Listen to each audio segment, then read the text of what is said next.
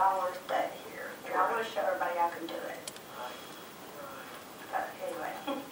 Well, you mentioned your mom and that it was really hard for your mom. Could you talk about that a little bit and when she actually knew and how much she shared with you, that sort of thing?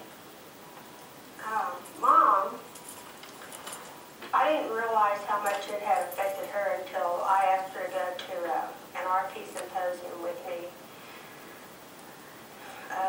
95, I think it was, a couple of years ago.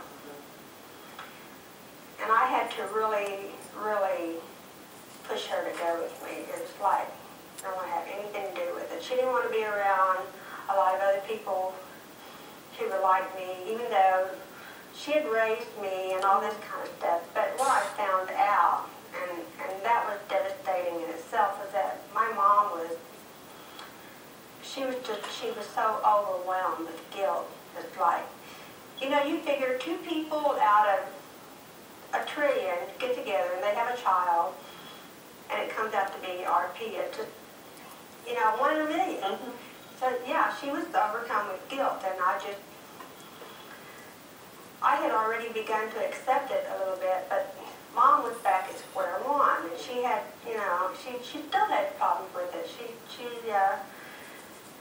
I don't tell her when I go and do Tupperware parties or candle parties or where I'm going, because she'll offer to drive for me, or she'll worry about me. She'll call me, and I don't want to be babysat. You know, I want to do my thing by myself, and I want her to respect me for that. I want her to think that I'm responsible enough to ask for help if I need to ask for it.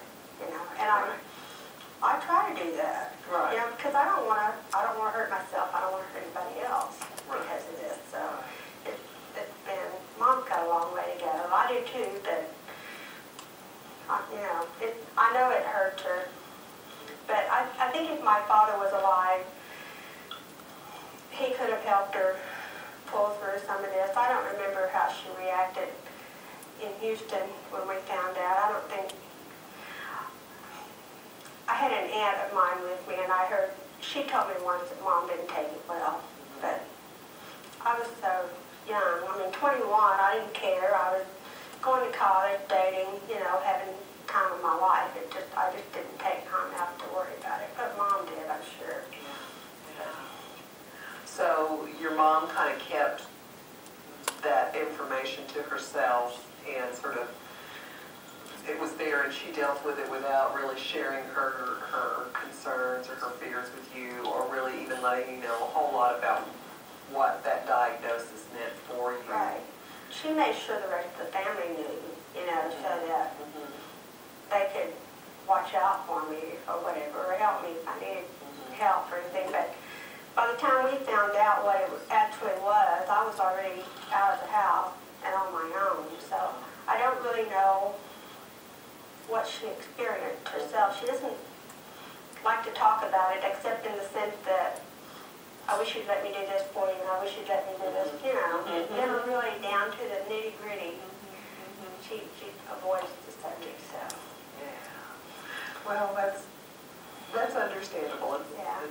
What I was going to say was, I think if my father had been alive, he was a really strong person. I think he would be involved, you know, go to support groups and stuff and help her through it. Well, mentioning support groups, and you've kind of touched on that in a couple of different ways. When you first found out, I guess, what Usher's was all about, that you had it and everything, where did you go for support? Not only for support in terms of emotional support, but where did you go for support in terms of what to do next with your life? Could you talk about that a little bit? I have to tell you, I didn't seek out any support, because I'm kind of proud for sometimes. I think I can do it myself. The way it came about was my supervisor at the time suggested that I call the TCB people. And that's how I met Randy and got involved with the support group and stuff. I also had a sister-in-law who used used to work at TCB, and she and I were close, and when I talked to her about it, she was the key person to push me into getting into the TCB and stuff, because she knew all these people, and she just outright told me, you're not going to get it from anybody else but these people, and they're great. You know, I just picture her saying they're wonderful, and her, you know, her drawl and stuff, but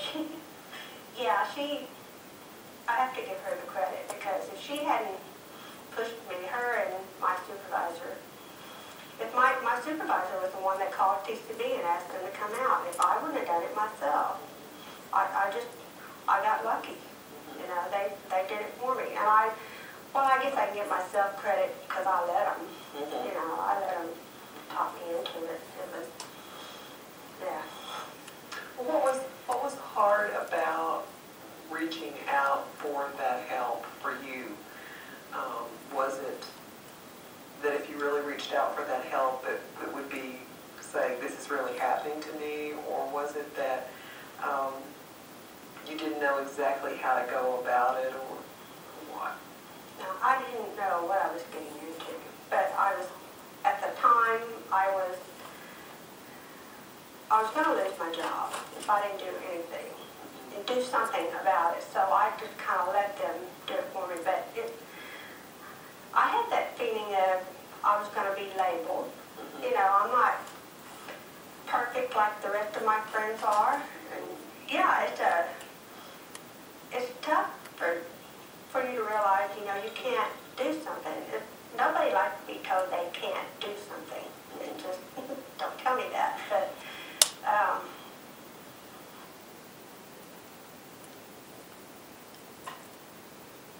was that it? Yes.